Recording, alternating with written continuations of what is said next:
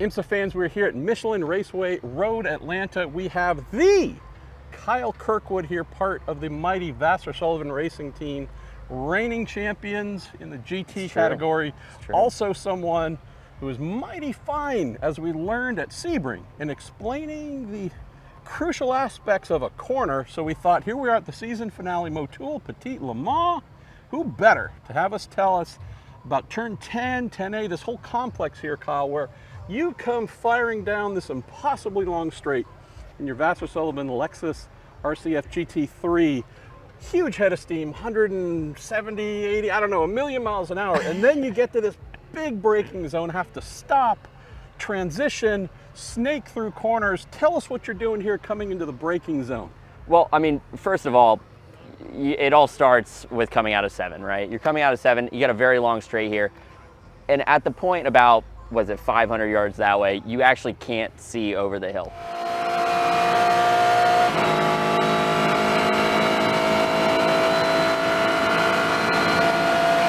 It's super steep coming down here. And it's kind of deceiving, right? When you're actually looking from the side of the track or maybe watching onboards, you'd think it's a downhill brake zone, but you're actually braking at the point of where the downhill stops, right? And it's mostly flat as you come into here. And actually, there's actually a little bit of a raise up as you start to come down into 10A.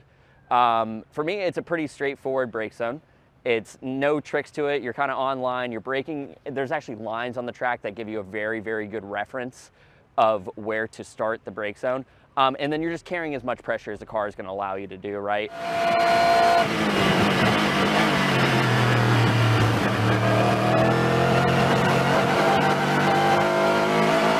What are you doing, Kyle, from a reference point standpoint? Are you looking for certain things to know you're getting close to turn in, or is it just you've done so many laps, your eyes know when to start turning, braking? There isn't a ton of references, whether it's left or right, if I'm being honest. So you're kind of, it's based on just feel of where you are and depth perception as you come down into the corner here. More muscle memory? Yeah, I would say muscle memory is definitely a part of it, right?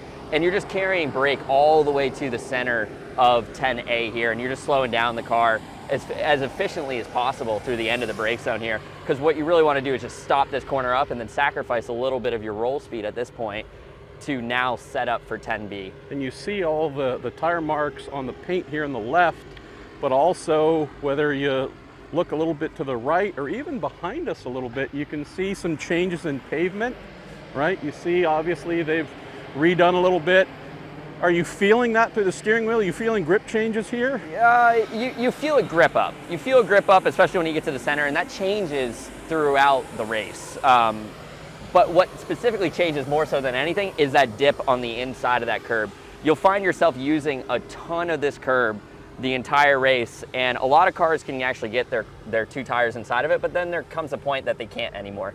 And if you find yourself just a little too narrow, you can actually cause a lot of damage to your car on either one of these 2 corners, but primarily this one right here. So you have to be very conscious of that. The splitter for sure can take a lot of pounding. Just the entire floor of the car, really. I mean, if you look at how the curbs are made, you see the elevated bits. So indeed, you want to cheat as much as you can, as you see right here, but at the same time, there's also some damage that can be done if you aren't careful.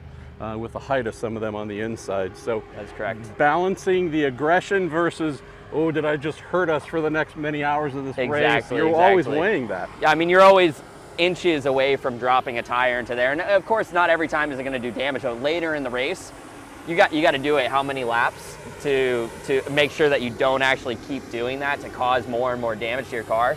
You could actually debeat a tire there at some point. So yes, it is an important part of this corner, no doubt, and as you set up here for 10B. So if you're pointing correctly, are you heading straight at the apex? Do you try and cut a wider arc to the left to get better shot out? What's your strategy here? So there's 2 ways you can look at it. There's one where you carry a little bit more speed across 10A. You have a little bit of a bigger lift for 10B here, maybe even a full lift as you get ready to come back over the hill to finish the lap. Or what I actually prefer is to sacrifice a little bit more in 10A to make sure that you're nearly flat or maybe just a minor lift through 10B. That gets you a really nice run up the hill, back down the hill, starts the lap, and it kind of eliminates a passing zone for somebody else behind you, and it also might create a passing attempt for you down into turn 1, because next to this corner right here, turn 1 is probably the next best passing spot. Speaking of aggression, not as big of a trough cut in here on the right-hander, It's but still there though. are you still trying to cheat over here as much as you can? Of course, that trough is there because people like to cheat this corner and you can actually kind of hook it a little bit, but it's also another corner that might cause damage to your car, and I would say it's not as rewarding as the previous corner might be. So risk versus reward, I prefer not to ever get close to that one. So here, I love this. This is one of the most fun corners on the calendar in IMSA. You go firing up the hill, and if you look here, the world falls away. What is on the other side? But you're trying to carry a lot of momentum out of this right-hander. Do you let the car have its head and track on its own all the way out? Are you steering it at all to get out to the left?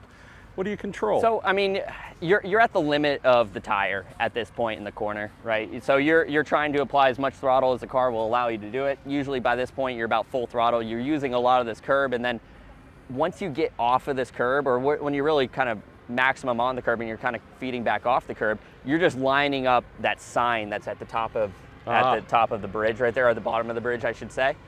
And that's where it's going to help you fall back into the track. But if you're a couple feet to the right, a couple feet to the left, you're off the racetrack. Ooh. And you don't know that you're going to be there, right? Because the track just completely falls away from you, and it's a very steep angle down.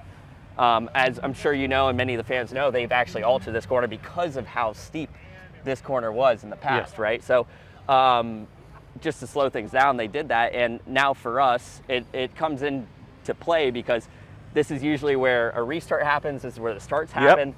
And this is a very blind corner, so it's actually a very sketchy moment for those instances, or if something happens at the top of the hill that you can't see because it's going to be falling down there. So yeah, this is a crazy corner. If you've ever been here and you come and watch this right here, you're like, man, these cars are going straight up and down. And the amphitheater, which I love as well. You're busy driving, but for sure, this is all meant for fans. Fill all this out on the right as well. Yep. They know this is a great place to view a motor race. And then you, again, have this wild run over the hill. Last thing, we've gone through the corners and such, but sun's going down right now. It's going to be dark in a little bit. Yep. We race into the night here. What's this whole corner complex like in darkness? It's not easy, I'd have to say. It's definitely just muscle memory at that point in the race where you just know where your car is going to land.